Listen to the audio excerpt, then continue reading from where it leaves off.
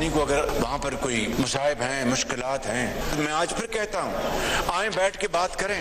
मैं यहाँ पर ऐलान करता हूँ बरमिला आपके सामने पूरे मुअज़्ज़ज़ ऐवान को गवाह बनाकर कि हम नहीं चाहते कि इनके साथ किस तरह की ज्यादती जो हमारे साथ होंगे। मुल्क को आगे लेके जाने के लिए, मुल्क की तरक्की और खुशहाली के लिए आए बैठे मिलकर पाकिस्तान के बेहतरी के लिए बैठ के बात करें। इसके अलावा कोई चाराकार नहीं। बात तब होगी जिस वक्त मेरा वजीर आजम इमरान खान साहब बाहर आएंगे। बात तब होगी जिस वक्त मेरे 180 सीट के मेंबरान बाहर आएंगे। हमारे प्राइम मिनिस्टर साहब भी चाइना गए, वहाँ उन्होंने बड़ी मेहनत की, लेकिन हमारे प्राइम मिनिस्टर कामयाब होकर वापस नहीं आए। मुल्क के अवाम आपको टैक्स नहीं देंगे। लोगों को पता है कि मेरे टैक्स वसूल करके इसको बाहर के कर्ज में दिया जाएगा। ये ऑपरेशन अज़्म इस्तेहकाम नहीं, ये अदम इस्तेहकाम की तरफ हम जा रहे हैं। बिस्मिल्लाहिर्रहमानिर्रहीम। लाखों करोड़ों दरूद नबी अकरम सल्लल्लाहु अलैहि वसल्लम पर और उनकी आल पर। आज वज़ीर-ए-आज़म ने एक बार फिर मुज़ाकरात की ऑफर की, लेकिन पाकिस्तान तहरीक इंसाफ ने उसे रिजेक्ट कर दिया। अब इसका नेक्स्ट फेज क्या हो सकता है, नेक्स्ट ऑप्शन क्या हो सकता है, बहुत बड़ा सवाल है जो हम आज के शो में डिस्कस करेंगे। और दूसरा, अमेरिका की तरफ से एक करारदाद आ गई और उसमें कहा गया कि 8 फरवरी के इलेक्शन फेयर एंड फ्री नहीं थे और उसके ऊपर तहकीकात होनी चाहिए। अब जो अमेरिका की तरफ से प्रेशर आएगा, गवर्नमेंट उसे कैसे हैंडल करेगी, ये भी एक सवाल है जो आज के शो में डिस्कस होगा। हमारे साथ तशरीफ रखते हैं प्रोग्राम के पहले हिस्से में एहसन इकबाल साहब, वफाकी वज़ीर हैं सूबाबंदी के और पाकिस्तान मुस्लिम लीग नून के साथ इनका ताल्लुक है। हमारे शो के दूसरे हिस्से में हमारे साथ अली मोहम्मद खान साहब होंगे। एहसन साहब, बहुत बहुत शुक्रिया। ये फरमाइए सर, ये रिजेक्ट कर दी उन्होंने ऑफर, आपकी ऑफर अच्छी थी, करनी चाहिए थी, लेकिन अब आपके पास क्या ऑप्शन बचा? देखिए, मैं समझता हूँ कि ये खुद पीटीआई को अपनी सियासत पे गौर करना होगा। चूँकि पिछले 15-20 साल से हम ये देख रहे हैं कि उनकी सियासत के अंदर सिर्फ महाजराई, धरने, लॉन्ग मार्च, इंतशार, कोई पॉजिटिव एलिमेंट नहीं है पीटीआई की सियासत में। गाली गलोच, किरदार कुशी, दूसरों के खिलाफ झूठे मुकदमे। अभी देखें ना कि जो इनके अकाउंटेबिलिटी जार थे शहजाद अकबर साहब, कितना कन्वीनियंटली उन्होंने ये बयान दे दिया कि मेरे खिलाफ शाहिद खाकान और मिफ्ता के खिलाफ जो केसेस थे वो झूठे थे और ऐसी बिला वजह केस थे, उनमें कुछ नहीं था और झूठे केस बनाए गए। तो आपने एक किरदार, फिर इमरान खान ने नारे खुद लगवाए मेरे खिलाफ। एक लइये में कहाँ जलसा था कि जी ये चोर है, ये डाकू है, और इन झूठे केसेस की बुनियाद पे एक पूरी नस्ल तैयार कर दी अपने फॉलोअर्स की कि जहाँ पे कोई मुस्लिम लीग नून का बंदा नजर आए, चोर डाकू का नारा लगा दो। एक कौम का कल्चर तबाह कर दिया, जमहूरी कल्चर तबाह कर दिया। इस तर्ज सियासत के साथ आप कहाँ जाना चाहते हैं? 4 साल आपके पास हुकूमत रही, आपके पास गिनवाने के लिए कुछ नहीं कि आपने क्या किया, लेकिन आज भी बस गाली गलोच और मुखालफत। तो लिहाजा ये सियासत मैं समझता हूँ उन्हें तर्क करनी होगी और एक अब पॉजिटिव जज्बे के साथ, तामीरी जज्बे के साथ, जो प्राइम मिनिस्टर ने भी कहा है। देखिए, हम सब पाकिस्तानी हैं, पाकिस्तान हमसे बड़ा नहीं है, हम पाकिस्तान से छोटे हैं। पाकिस्तान इस वक्त एक ऐसी मुकाम पे खड़ा है कि जहाँ या तो हम आगे जा सकते हैं, ठीक है, या फिर हम एक दलदल में धंस सकते हैं। और अगर हमने, और ये जो बजट अभी जिसको अभी हम देख रहे हैं, मैं आपको जिम्मेदारी के साथ कहना चाहता हूं कि चाहे हुकूमत आज हमारी है, अगर हमारी जगह पीपल्स पार्टी की होती या हमारी उसकी जगह पीटीआई की होती या किसी ज़ैद बकर की, फजलुर रहमान साहब की, एमक्यूएम की, जमात इस्लामी की, किसी की भी हुकूमत होती, जो आपके इस वक्त इकोनॉमिक इंडिकेटर्स हैं, किसी के पास स्पेस नहीं थी कि कोई बजट बना सके। वो 19-20 के हेरफेर से ही बजट बनना था। ठीक है, ठीक है, ठीक है। हम उस मुकाम पर आ गए हैं। लिहाजा हमने अगर खड़े होने अपने पैरों पे, तो उसके लिए सबसे बुनियादी चीज है कि मुल्क में अमन कायम करें, ठीक, दहशत गर्दी, इंतहा पसंदी के लिए जीरो टॉलरेंस हो, ठीक, सियासी इस्तेहकाम पैदा करें ताकि जो बैरूनी इन्वेस्टर है वो पाकिस्तान की तरफ राग़िब हो सके, अपनी पॉलिसीज के अंदर तसलसल रखें ताकि उनके नताइज हासिल कर सकें, और चौथे, दुनिया के साथ चलने के लिए इस्लाहात लेकर आएं उस निज़ाम में कि जो आउटडेटेड हो गया है, जो पुराना हो गया। लेकिन ऐसा साहब, इमरान खान साहब राजी नहीं है, पाकिस्तान तहरीक इंसाफ राजी नहीं है। आज देखें हाईएस्ट फोरम से उनको एक ऑफर कर दी गई और उन्होंने ब्लंटली उसको रिजेक्ट कर दिया, बिल्कुल बगैर सोचे समझे।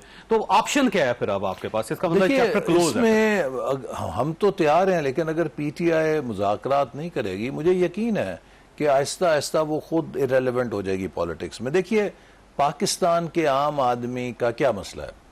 पाकिस्तान का आम आदमी महंगाई से तंग है, पाकिस्तान का आम आदमी लोड शेडिंग से तंग है, पाकिस्तान का आम आदमी या नौजवान रोज़गार और एक बेहतर मुस्तकबिल चाहता है। आज पाकिस्तान के जो बुनियादी इश्यूज़ हैं वो उसके इकनॉमिक इश्यूज़ हैं, उसके पॉलिटिकल इश्यूज़ नहीं हैं। अब अगर इन इकनॉमिक इश्यूज़ को हमने हैंडल करना है तो उसमें अगर लोगों को ये नज़र आएगा कि एक फरीक या कोई जमात मुसलसल फसाद और इंतशार के ज़रिए इकनॉमिक रिकवरी को सेबोटाज कर रही है, लोग उसको छोड़ देंगे। आपको मैं मिसाल दूं कि 2013 में जब हम हुकूमत में आए तो आपको पता है कितने संगीन हालात थे, और हमने जब सही तरफ सफ़र शुरू किया तो इमरान खान साहब को ये ख्याल था कि 2014 में जब वो लॉन्ग मार्च लेकर आएंगे तो पूरा लाहौर उनके साथ आ जाएगा, और जब इस्लामाबाद पहुंचेंगे 15-20 लाख लोग उनके साथ होंगे और वो हुकूमत से इस्तीफा ले लेंगे। ये प्लान था ना। लेकिन आपने देखा लोगों ने साथ नहीं दिया, क्योंकि लोगों ने कहा भाई ये अभी हुकूमत फिलहाल ठीक चल रही है, ये मुल्क को ठीक करना चाह रही है, चलने दो इसे, हम इस मनफी सियासत में नहीं आना चाहते। वो फिर ये नौबत आ गई कि खाली कुर्सियां सामने रख के कंटेनर से खिताब किया करते थे। तो अब भी ये अगर नहीं समझेंगे तो आप देखेंगे कि इनके साथ वही चंद एक इनके जियाले रह जाएंगे, बाकी लोग आहिस्ता आहिस्ता पीछे हट जाएंगे। अच्छा, आपने चंद दिन पहले एक बयान दिया था कि अगर पाकिस्तान के अंदर अमन कायम रखना है तो फिर इमरान खान साहब को जेल में रखना पड़ेगा 5 साल। उस पर ज़ाहिर है पाकिस्तान तहरीक इंसाफ को खासी तकलीफ हुई। कल राना सनाउल्लाह साहब ने भी इसी किस्म के ख्यालात का इजहार किया। तो आप ये समझते हैं कि इमरान खान अगर बाहर आ गए तो फिर पाकिस्तान नहीं चल नहीं, मैंने ये नहीं कहा था कि मेरा बयान है तरक्की, मैंने ये कहा था कि अब इमरान खान साहब को सोचना चाहिए कि वो उनकी सियासत इतनी इंतशार और फसाद के साथ साइनोनिमस या नथी हो गई है कि लोग आकर हमें ये कहते हैं कि जनाब अगर ये मुल्क को चलाना है, अगर पाकिस्तान ने तरक्की करनी है या इस्तेकाम रखना है तो खुदा के लिए इस बंदे को 5 साल के जेल में रखें। ये लोग कहना शुरू हो गए हैं। तो मैंने कहा ये खुद उनके लिए लम्हा फिक्रिया है कि क्या उनकी सियासत इतनी मनफी हो गई है कि अब लोग समझते हैं कि उनका बाहर आना मुल्क के अंदर इंतशार पैदा करेगा, फसाद पैदा करेगा, तरक्की के लिए रोकेगा। तो अगर लोग ये कहने लग गए हैं कि जी इनको अंदर ही रखें ताकि मुल्क चले कम अज कम, तो ये उनके लिए लम्हा तो आपका जाती ख्याल भी यही है कि अगर इमरान खान साहब बाहर आ जाते हैं तो मसाइल पड़ जाएंगे? नहीं, मेरा जाती ख्याल ये है कि अगर वो बाहर आ भी जाते हैं तो क्या कर लेंगे, लोग मनफी सियासत के साथ नहीं चलेंगे। और अगर उन्होंने बाहर आना, जैसे आज ये देखे ना, जब शहबाज शरीफ साहब ने पेशकश की कि हम बातचीत करते हैं तो पीटीआई की तरफ से उनके लीडर ऑफ अपोजिशन ने शर्त लगाई कि पहले हमारे लीडर को निकालो। तो क्या वो बताएं ना फिर, क्या वो एनआरओ मांग रहे हैं? क्या पीटीआई इमरान खान के लिए एनआरओ मांग रही है? क्योंकि वो किस तरह निकलेंगे? वो मुकदमात का सामना कर रहे हैं ना, उनके ऊपर 190 मिलियन पाउंड जो कि 60-65 अरब रुपया बनता है उसके खुर्द बुर्द का इल्ज़ाम है जो पाकिस्तान के अकाउंट में आना चाहिए था। उन्होंने अपने एक दोस्त को दिया, वो पैसा उसके अकाउंट में डाला।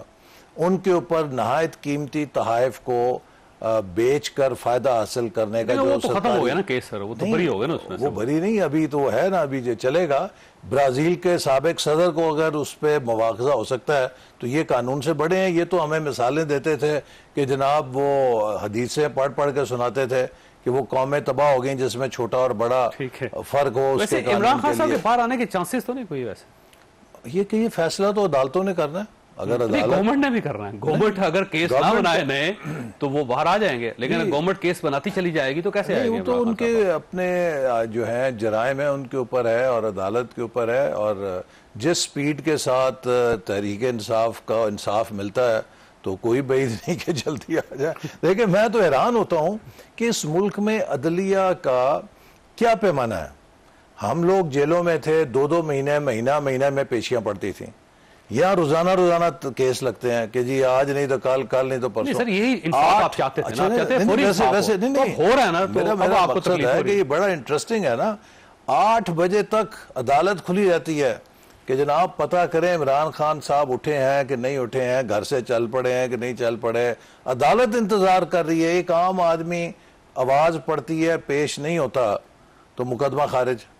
सो मेरा कहने का इलेक्शन से मकसद पहले है, रात को 12 बजे इमरान खान को सजा भी हुई है, कौन वो भी सी? देखें अदालतों के अंदर, कौन सी बाकायदा अडाला जेल के अंदर आप देखें रात को 12 बजे 3 मुकदमात, इद्दत में निकाह, फिर तोशा खाना। वो तो उनके केसेस चले, लेकिन मेरा ये मकसद है कि रिलीफ भी तो कमाल का मिला ना, कि जो मुकदमे हैं उसमें भी जमानत, जो नहीं है उसमें भी जमानत। अच्छा ये फरमाइए सर, ये अब तो अमेरिका की तरफ से करारदाद भी आ गई है और मेरा ख्याल है अब इंटरनेशनल फोरम पे यह बात चली गई है कि 8 फरवरी के इलेक्शंस फेयर नहीं थे और उस पर तहकीकात होनी चाहिए, और ये जो इंटरनेट बंद कर देते हैं, कभी आप कभी ट्विटर पर पाबंदी लगा देते हैं, ये सारी पाबंदियां भी खत्म होनी चाहिए पाकिस्तान में। देखिए, दो बातें हैं। पहली बात तो अमेरिका की जो ये करारदाद है बड़ी मैं कहूँगा कि एक मिस्टीरियस है, चूँकि तहरीक इंसाफ का तो सारा बयानिया ये था कि अमेरिका की हुकूमत ने साजिश करके उनकी हुकूमत को हटाया, तो अब अमेरिका उनकी पुश्त के ऊपर क्यों खड़ा है? ये तो सर अवाने नुमाइंदगान है ना, नहीं, नहीं, अवाने नुमाइंदगान। सवाल ये है कि ये अमेरिका की पावर सेंटर है ना, अमेरिका का पावर सेंटर क्यों खड़ा है उनके पीछे? पहली बात तो पीटीआई जवाब दे कि एक तरफ एब्सोल्युटली नॉट और एक तरफ कि जी अमेरिका की साजिश हो गई, और वो बेचारा जो असिस्टेंट सेक्रेटरी ऑफ स्टेट का उसके तबाही कर दी, उसको धमकियां दी, उसको सिक्योरिटी के थ्रेट देने शुरू कर दिए, और अब एक ये। अच्छा, अब दूसरी बात ये है कि 2000 में जो अमेरिका का इलेक्शन हुआ 2020 में, ठीक है, उसमें सदर ट्रंप ने कितने संगीन धांधली के इल्जामात लगाए। ठीक है, अब अगर पाकिस्तान की कौमी असेंबली एक करारदाद पास करे कि जनाब 2020 में जो अमेरिका के अंदर इलेक्शन में सदर ट्रंप की तरफ से धांधली के इल्जामात लगे थे, उसकी एक आज़ादाना तहकीकात होनी चाहिए, तो उसकी क्या हैसियत होगी? नहीं वैसे कर देनी चाहिए, आपको क्या फर्क पड़ता है उससे? तो मेरा मकसद है कि किसी मुल्क के अंदर के मामलात में इस किस्म की मुदाखलत काबिल मजम्मत है। ओके, यानी एक्सेप्टेबल नहीं है, एक्सेप्टेबल नहीं है। लेकिन आपको याद है सर कि जब ये दूसरी बात यह है साइफर का इशू बना था, दूसरी इमरान बात खान साहब ये कहते हैं मुदाखलत है। दूसरी बात मैं आपको बताऊं, देखिए अब आप कह रहे हैं मुदाखलत है। मैं आपको बताऊं, देखिए जब हमने 2018 में इलेक्शन लड़ा, हमारे खिलाफ बदतरीन धांधली हुई, ये भी रिकॉर्ड का हिस्सा है और सबको पता है। क्या हमने जाके अमेरिका के कांग्रेसमैन सेनेटर्स के पैर पकड़े? क्या हमने जाके बैरून मुल्क पाकिस्तान के खिलाफ कैंपेन चलाई? हमने अपने मुकदमे पाकिस्तान के इदारों में लड़े। हमने हाई कोर्ट में लड़ा, हमने सुप्रीम कोर्ट में लड़ा, हमने इलेक्शन कमीशन में लड़ा, हमने पार्लियामेंट में लड़ा। हमने कभी जाके अमेरिका के किसी कांग्रेसमैन और सेनेटर के घुटने नहीं पकड़े कि जनाब अली माई बाप। लेकिन ये पाकिस्तान तहरीक इंसाफ ने किया, ये वहां के लोकल पाकिस्तानियों ने किया, ये पीटीआई के चैप्टर्स ने किया। जो पीटीआई बैसियत जमात ये सब कुछ कर रही है। आज भी जब हम बात कर रहे हैं, ऑस्ट्रेलिया से लेके अमेरिका तक पीटीआई का जो सोशल मीडिया है वो पाकिस्तान के कौमी इदारों, रियासती इदारों के खिलाफ कैंपेन चल रहा है। अब आपने जो कहा कि जी कभी ये बंद कर देते हैं, कभी वो बंद कर देते हैं, आपको मैं शायद पहले भी प्रोग्राम में कह चुका हूं कि अभी ये जो वर्ल्ड इकोनॉमिक फोरम हुआ उसमें उन्होंने डावोस में वर्ल्ड लीडर से कहा दुनिया के सबसे बड़े रिस्क क्या हैं। नंबर 1 रिस्क उन्होंने कहा मिस इन्फॉर्मेशन। बिल्कुल। आज मिस इन्फॉर्मेशन एक बहुत बड़ा हथियार बन गया है मुल्कों के अंदर डिस्टेबलाइजेशन का, मुल्कों के अंदर क्याओस पैदा करने का, मुल्कों के अंदर डिस्कॉर्ड पैदा करने का और मुल्कों को अंदर से खोखला करने का। आज हर मुल्क, अमेरिका समेत, यूरोप समेत, हर मुल्क इस चीज को देख रहा है कि वो इस चीज को किस तरीके से देखे। अब आप बताइए मुझे, क्या ये बात दुरुस्त नहीं है कि जब सदर ट्रंप जीते 2016 का इलेक्शन गालबन, तो उस वक्त कितना ये बड़ी डिबेट हुई कि जनाब रूस ने अमेरिका के सदर इंग्लैंड के अंदर सोशल मीडिया के जरिए कैम्ब्रिज एनालिटिका या उसके लंदन के अंदर बैठी हुई थी और रशियंस ने इन्फ्लुएंस करके वहां पे नेटफ्लिक्स पे जाएं और वो देखें द ग्रेट हैक जो फिल्म है, वो सारी साइंस बता देती है। तो आज तो सोशल मीडिया, तो आप समझ डेटा एनालिटिक्स, ट्विटर बंद है पाकिस्तान में तो ठीक है, बंद होना चाहिए। ये हमारे अगर मुल्क के अंदर एक कैंपेन कोई चलाए डिस्टेबलाइजेशन की, तो हर मुल्क का हक है कि वो अपने मुल्क के स्टेबिलिटी का दिफा करे। ठीक हो, ऐसा साहब मैंने ब्रेक लेनी है, लेकिन सवाल आपके पास छोड़ के जा रहा हूँ कि ऑपरेशन अज़्म इस्तेकाम जो है अब एक नया वर्जन ही आया है कि उसमें से ऑपरेशन नहीं है, क्योंकि पाकिस्तान तहरीक इंसाफ और मौलाना फजलुर रहमान साहब ने इतनी खौफनाक कैंपेन की कि आप पीछे हट गए, अब सिर्फ अज़्म इस्तेकाम रह गया। अब अज़्म इस्तेकाम का मतलब क्या है? छोटी सी ब्रेक हो, ब्रेक के बाद दोबारा जरूरत।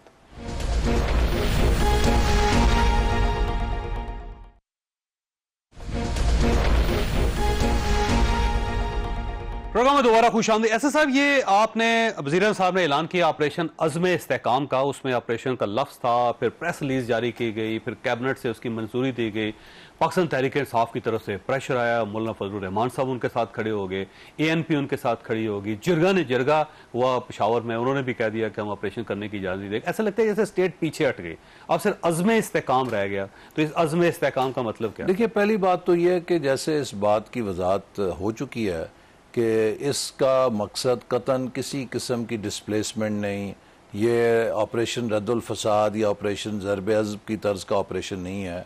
ये तो एक नहायत ही टारगेटेड ऑपरेशन है, चूँकि आपने देखा कि हालिया कुछ दिनों के अंदर हमारे मुल्क के अंदर इंतहा पसंदी और दहशत गर्दी दोबारा सिर उठा रही है।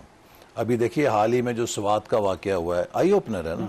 उससे पहले सरगोदा में, जड़ावाला में, सियालकोट में ये वाक़यात हो चुके, यानी कि ये वाक़या हो जाता है, इसके बाद फिर हम दुनिया के सामने जाके अपोलोजेटिक होते हैं, माजरत करने, नहीं ये इस्लाम नहीं है, ये पाकिस्तान नहीं है। चंद लोग होते हैं वो पूरे मुल्क को और पूरे इस्लाम को दाव पे लगा देते हैं, ठीक है, बदनामी का बायस बनते हैं।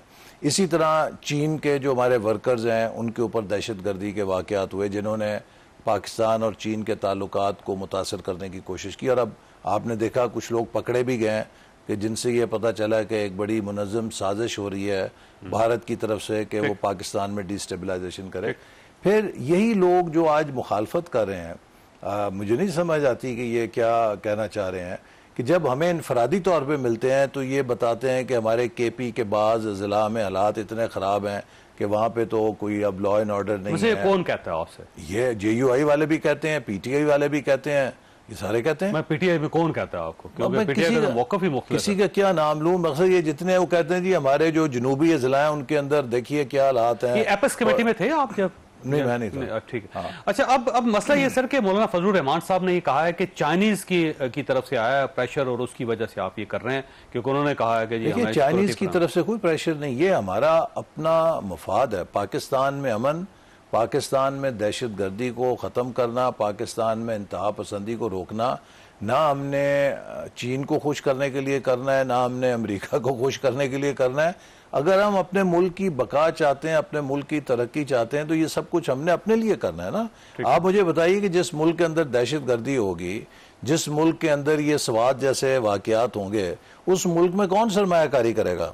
क्या हम इस बात की इजाज़त दे सकते हैं कि इस किस्म की लाकानूनियत पाकिस्तान में पनपे और जोर पकड़े? ये हमारा अपना मफाद है कि हम इन वाक़यात की न सिर्फ हौसला शिकनी करें बल्कि सद्देबाब करें। ऑपरेशन अब होगा, ये पूरा ऑपरेशन अज़्म इस्तेकाम ही है। देखिए, इसमें जैसे मैंने कहा कि किसी के खिलाफ ये ऑपरेशन नहीं, कोई आबादियां टारगेट नहीं होंगी, कोई डिस्प्लेसमेंट्स नहीं होंगी।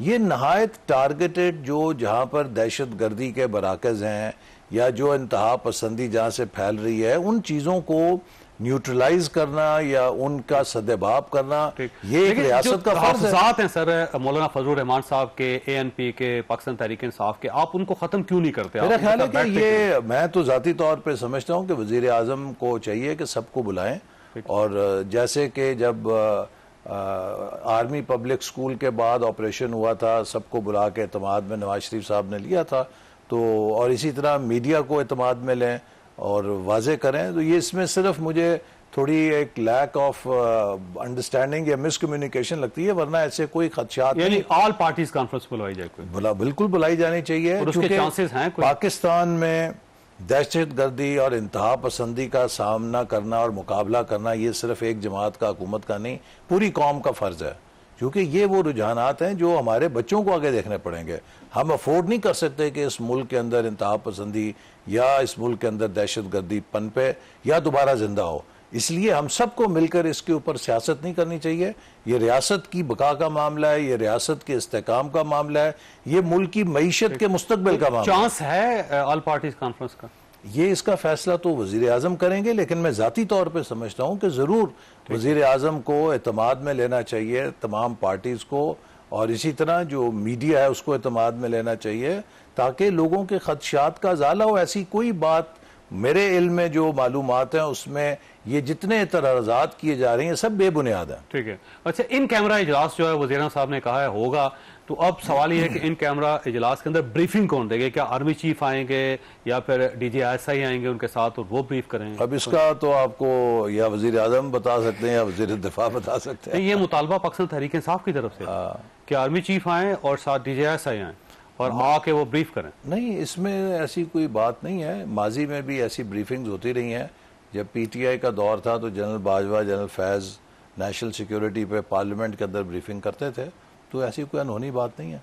हो जाए तो कोई हर्ज नहीं है। जी, मेरे नजदीक। अच्छा, ये फरमाइए सर, ये जो अब दहशतगर्दी आ रही है पाकिस्तान में, उसके अंदर गवर्नमेंट का अपना नैरेटिव ये है कि जनरल फैज हमीद साहब ने जो गलती की थी, उन्होंने अफगानिस्तान से TTP के लोगों को ला के यहाँ पे सेटल किया था, अब वो लोग प्रॉब्लम पैदा कर रहे हैं। तो आपका क्या ख्याल है कि माजी की कुछ गलतियां हैं जिसका नुकसान बर्दाश्त कर रहा है पाकिस्तान इस वक्त? देखिए, उस वक्त भी जब ये पॉलिसी ज़ेर बहस थी तो कुछ लोगों ने उस वक्त ये बात का इजहार किया था, और मुझे जहाँ तक याद है कि बड़ा क्लैरिटी के साथ ये जवाब दिया गया था कि जो लोग आएंगे वो मुसल्ला नहीं होंगे और वो पाकिस्तान के आइन को तस्लीम करेंगे।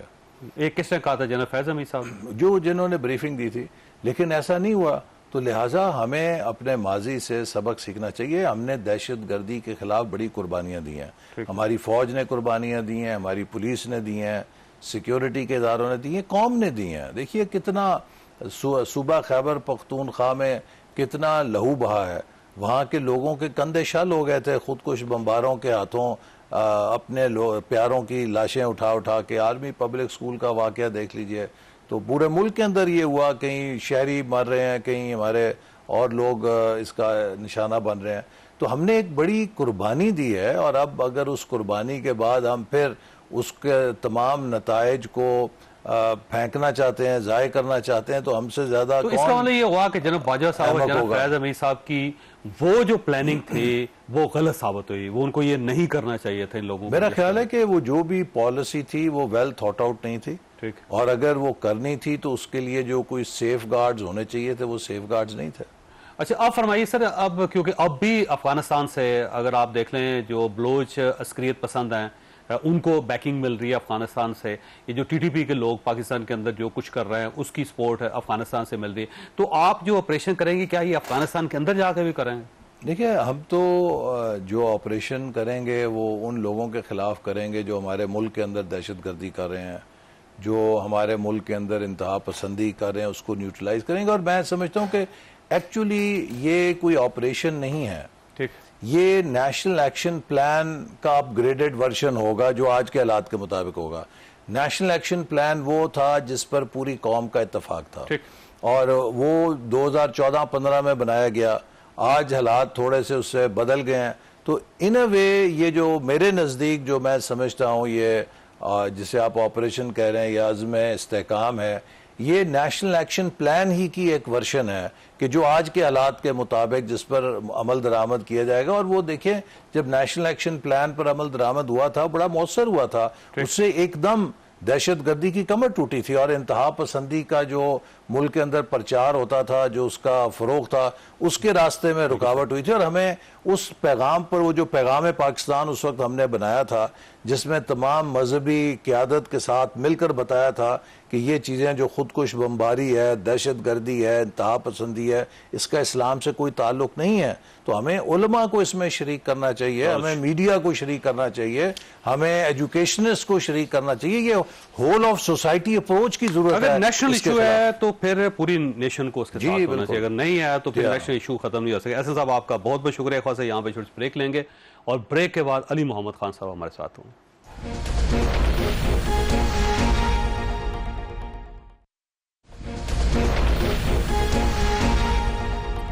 प्रोग्राम में दोबारा खुश आमदीद। प्रोग्राम के इस हिस्से में अली मोहम्मद खान साहब हमारे साथ मौजूद हैं। अली साहब आपका बहुत बहुत शुक्रिया। ये फरमाइए सर, हाईएस्ट फोरम पे प्राइम मिनिस्टर ने आज आपको मुज़ाकरात की ऑफर की, लेकिन आपने जिस तरह रिजेक्ट किया, जिस तरह बुरे तरीके से रिजेक्ट किया, आप ये समझते हैं कि इस तरह होना चाहिए था? क्योंकि आप तो मुज़ाकरात के दाई हैं, आप तो चाहते हैं मुज़ाकरात हों।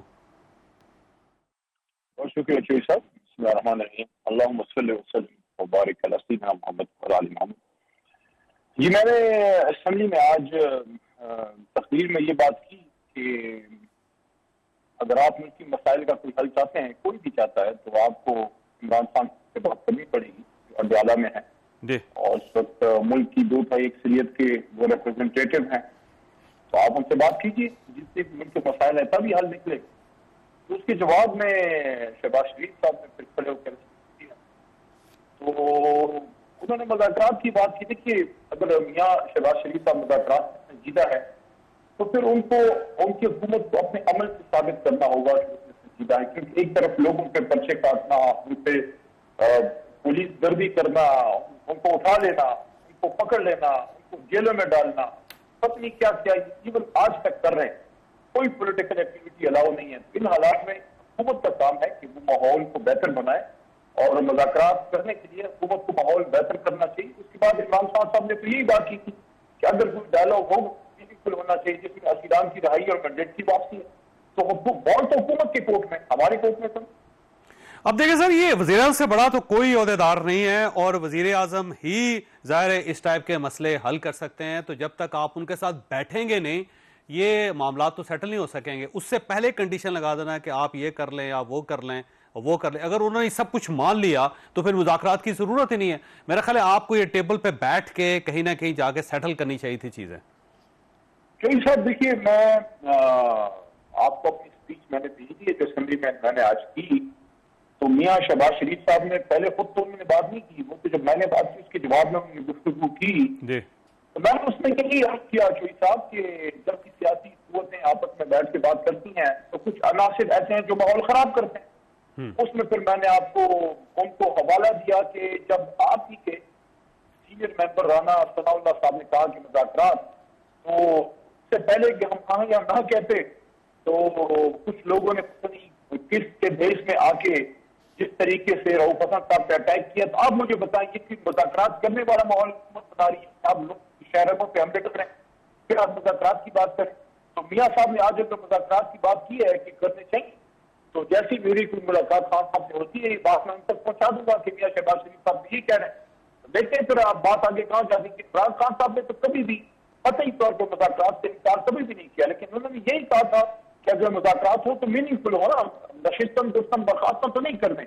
हमने कोई बूढ़ी आबादी पे तो नहीं बैठ किया, क्लाइमेट चेंज पे बात करनी, हमने तो बात ही चोरी पे करनी, ईरान की राय पे करनी। लेकिन अली साहब देखिए, आपके पास बड़ी गोल्डन अपॉर्चुनिटी थी कि आप कहते जी ठीक है हम मुज़ाकरात करने के लिए तैयार हैं, आप एक वक्त बनाएं गवर्नमेंट या इत्तेहादी, और उसके बाद हम अपना एक वक्त देते हैं, वो बैठ के बात करते हैं। और अगर उसके बाद गवर्नमेंट आपकी बात ना मानती या गैर संजीदा होती तो आप बड़ी आसानी से कह सकते थे कि देखें हम तो आए इनके पास, लेकिन इन्होंने संजीदगी का मुजाहरा नहीं किया, ये नॉन सीरियस थे। लेकिन आज जब आपने रिजेक्ट किया तो उसके बाद गवर्नमेंट तो जीत गई। गवर्नमेंट ने तो कह दिया कि देखें जी प्राइम मिनिस्टर ने हमको ऑफर की थी, लेकिन इन्होंने बगैर सोचे समझे कह दिया कि आपके साथ तो मुज़ाकरात नहीं हो सकते हमारे।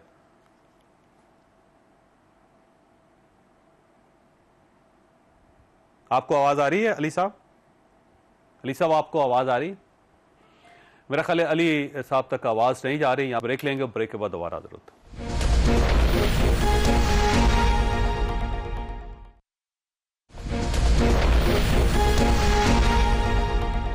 प्रोग्राम में दोबारा खुशामदीद। अली साहब देखिए, आपके पास एक गोल्डन अपॉर्चुनिटी थी कि इस साइड से प्राइम मिनिस्टर ने मुज़ाकरात की ऑफर की, आप उसको कबूल कर लेते और उसके बाद उनसे कहते जी आप अपना वक्त बनाए, हम अपना वक्त भेजते हैं, वो दोनों वफूद बैठते। और अगर गवर्नमेंट नॉन सीरियस होती तो आप बड़ी आसानी से कह सकते थे कि देखें उन्होंने ऑफर की, हम गए, लेकिन ये सीरियस नहीं थे। लेकिन आपने ये अपॉर्चुनिटी मिस करके मेरा ख्याल गवर्नमेंट को बहुत ज्यादा सपोर्ट कर दिया, अब तो वो यहां पहुंच गए हैं जी। तो सब देखिए, मेरे ख्याल में शायद आपने क्योंकि मेरी स्पीच को हुकूमत ने ब्लैक आउट किया था, मियाँ साहब ने शहबाज शरीफ साहब ने तो स्पीच पे रिस्पॉन्ड करके ये बात की, तो इनिशिएट शहबाज शरीफ साहब ने नहीं किया था, बात मैंने की थी कि अगर आप उनकी मसाइल का हल चाहते हैं तो आपको अडयाला में बैठे मुस्लिम के लीडर से बात करनी पड़ेगी। वो बुलंद आदमी है, वो मुल्क की मफाद के लिए मुल्क के लिए बहुत बहुत कुर्बानी देने वाला आदमी है, वो माफ कर देगा। लेकिन आप अगर मुल्क चलाना चाहते हैं तो आपको इमरान खान से बात करनी पड़ेगी। उसके जवाब में फिर मियां शहबाज शरीफ साहब ने उठ के बात की, उन्होंने कहा कि नहीं ठीक है।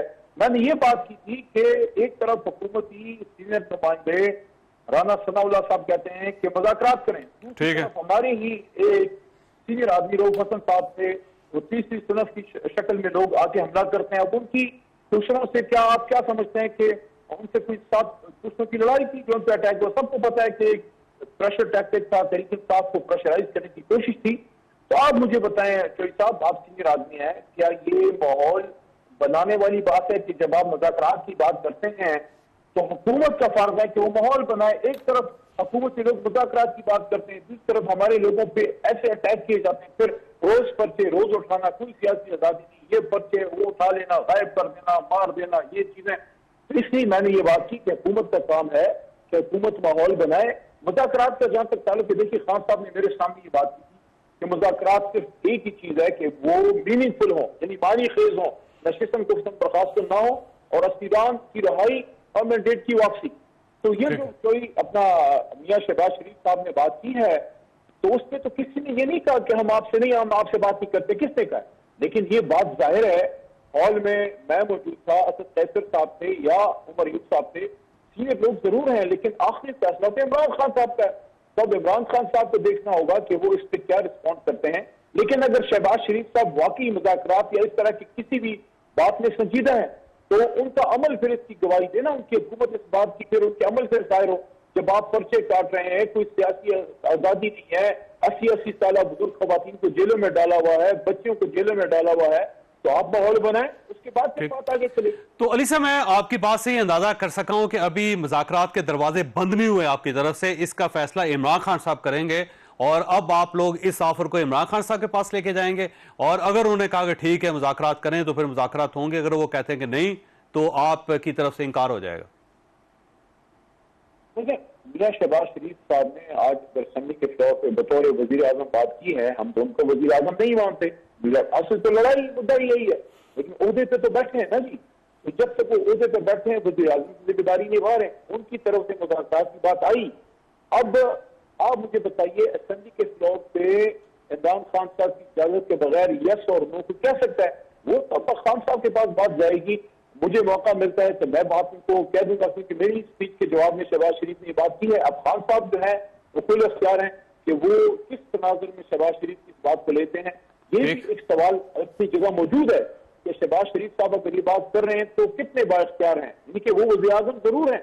लेकिन आज मैंने उनके सामने कुछ चीजें रखी हैं कि देखिए, आप वज़ीर आज़म थे, इमरान खान साबिक वज़ीर आज़म पे हमला हुआ, आपकी जिम्मेदारी थी इन्वेस्टिगेट करते, आप वज़ीर आज़म थे, आप मौजूद थे, आपकी मौजूदगी में अरशद शरीफ साहब शहीद हुए, आपने उस पर क्या कार्रवाई की? आप वज़ीर आज़म थे और आपकी मौजूदगी में सारा कुछ हुआ। अभी जो ये हर चैनल पर बैठ के शेख रशीद दुखा रो रहे हैं कि मैं जो है मैं उसमें था, मैं चिल्ले में था। तो आप मुझे बताएं, सियासी कैदी तो जेल में होता है, चिल्ले में कौन सा होता है? तो क्या शहबाज शरीफ साहब की जिम्मेदारी नहीं है? ये जो अभी अरशद उसके साथ हुआ है, इमरान रियाज के साथ, आपका या किसी का उनसे इख्तिलाफ हो सकता है नुक्ता नजर का, लेकिन एहराम की हालत में जिस तरह उठाया गया क्या शहबाज शरीफ के हुक्म से हुआ? तो मैंने मियां साहब से यही बात की ना कि अगर आपके हुक्म से हो रहा है तो आप जवाब दें, अगर हुक्म से नहीं हो रहा तो फिर भी आप रिस्पॉन्सिबल है, फिर आप कुर्सी से उतर जाए। अगर आप वज़ीर आज़म होते हुए इन चीजों को नहीं कंट्रोल कर पा रहे तो ये सारी चीजें खान साहब के सामने जाएंगी।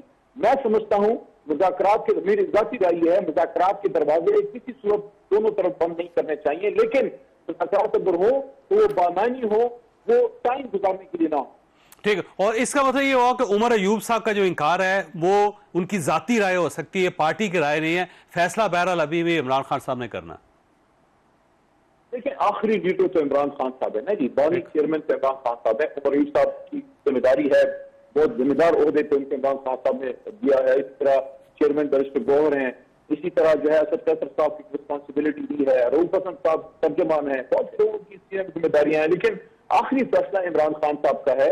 और जो उमर अयूब साहब ने मुद्दा उठाया वो भी अपनी जगह पे उसमें वजन है कि आप कितने बाख्तियार हैं। ये मैंने आपको सारी मिसालें कई सारी हैं कि सारा कुछ हुआ है, शहबाज शरीफ साहब के सामने हुआ है, वो वज़ीर आज़म है, वो क्यों नहीं रोक पा रहे? ये एट्रॉसिटीज को, ये जुल्म को क्यों नहीं रोक पा रहे? ठीक। अच्छा ये फरमाइए सर, ये अमेरिका में करारदाद पास हुई है अवाने नुमाइंदगान में, और उसमें उन्होंने कहा कि 8 फरवरी की जो इलेक्शंस हैं उसके ऊपर तहकीकात होनी चाहिए। तो पाकिस्तान तहरीक इंसाफ इसको फुली सपोर्ट कर रही है कि जी अब तो अमेरिका ने कह दिया, लेकिन अब मसला ये है कि जब साइफर आया था तो उस वक्त आप ये कह रहे थे पाकिस्तान के अंदर मुदाखलत है। आज अगर ये अवाने नुमाइंदगान की तरफ से करारदाद आ गई है तो अब आप कहते हैं बिल्कुल ठीक है। क्या इससे पाकिस्तान के अंदरूनी मामलात में मुदाखलत ही समझते आप? देखिए, दोनों मामलात मेरे ख्याल में एक तरह से नहीं है। साइफर वाला तो खुली धमकी थी ना कि आप उनको हटाएं और ये करें। ये तो उनका एक हाउस ऑफ रिप्रेजेंटेटिव में एक करारदाद आई है, और उसकी इन्वेस्टिगेशन किस तरह से होगी? ज़ाहिर है अमेरिका आके इन्वेस्टिगेट नहीं कर सकता, वो तो एक फ्रेंडली मुल्क है, वो तो एक डिप्लोमेटिक लेवल पे हाउस ऑफ रिप्रेजेंटेटिव से कोई करारदाद आई है। देखना होगा कि उसका कितना इम्पैक्ट होगा, लेकिन हमारे इंटरनल अफेयर्स में वो मुदाखलत नहीं कर सकते। ना हमने किसी ने कहा है कि मुदाखलत करें, लेकिन साइफर वाला मामला तो खुली मुदाखलत थी। हम तो नहीं कहते, नेशनल सिक्योरिटी कमेटी कहती थी, इमरान खान साहब के नीचे भी कहा, और जब मियां शहबाज शरीफ साहब वज़ीर आज़म बने उनके नीचे भी नेशनल सिक्योरिटी कमेटी ने यही कहा।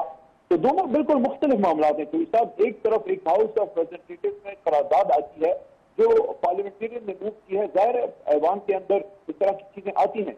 दूसरी तरफ एक हुकूमती नुमाइंदा डायरेक्ट थ्रेट कर रहा है, ऑर्डर दे रहा है, तो दोनों चीजें एक दूसरे से कतई सब मुख्तलिफ नजर आती हैं। ठीक है अली साहब, आपका बहुत बहुत शुक्रिया। अल्लाह ताला आप और आपके अहले खाना को हर किसी मुसीबत से महफूज रखे। अल्लाह हाफिज।